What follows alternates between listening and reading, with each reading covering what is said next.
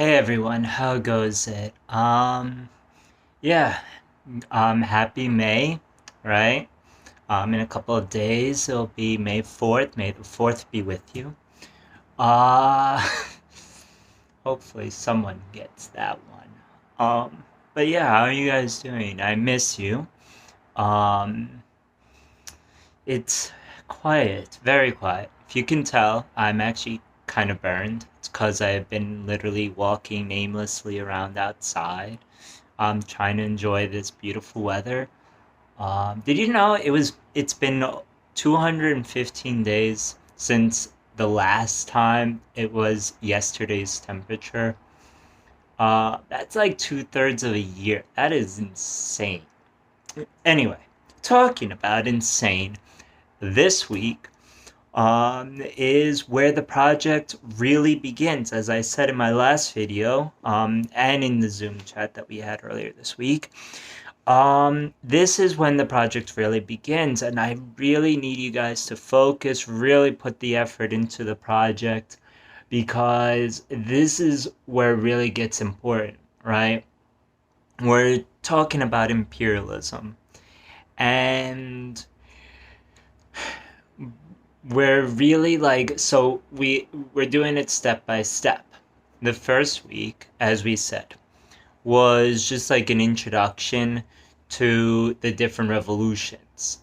Then we looked at how the revolution, the American and French revolutions, how they, were caused because of English colonialism.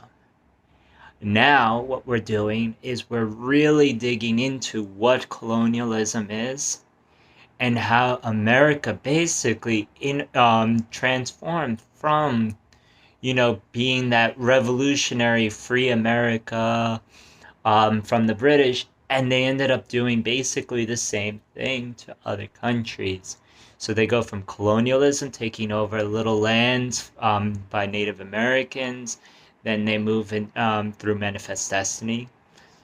Then they go from Manifest Destiny to full out imperialism. And I know there were a lot of resources this week. Did I expect you to go through all of them? No. I wanted you to go through the various ones I had, especially the one that says literally start with this one, which gives you a great overview, reminder as to what it was, because this is stuff you should have learned already, right? Um, But yeah, so the thing I did want you to focus on was the difference between how they treated people, especially of color, around the world, not just in the United States. I mean, remember, in this time period, they just finished slavery and they're in full Jim Crow in America. But what are they doing with the people outside of America? Because unfortunately, those groups of people do not have um, the same constitutional protections, we'll say, as in America. Does that make sense? And sadly, um, it just it goes from bad to worse. If you saw how they treat the Chinese people through the Opium War, that was mainly the British, though.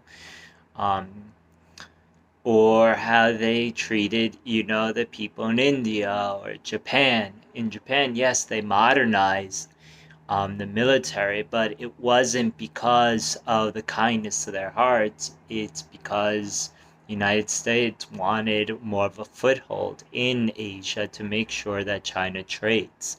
Because before this, China wasn't really trading with anyone. They kind of closed themselves up. Um, but yeah, so this week you're actually going to be diving deeper, right, into the stuff week 4. And so what you're doing is you're going to really look into Southeast Asia and its geography. We're also going to look at it from an economic standpoint. So it's more modern, there are less resources.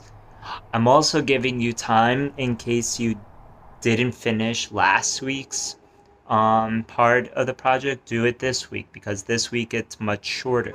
But I need you to stay on pace, right? Um, you know, yes, we're not in the actual school building, but it isn't a vacation time, sadly. I wish, but we still got work to do. Hopefully you're staying safe, and yeah, until next time, please join the Zoom meeting. Please like, subscribe, join the notification squad, and see you then.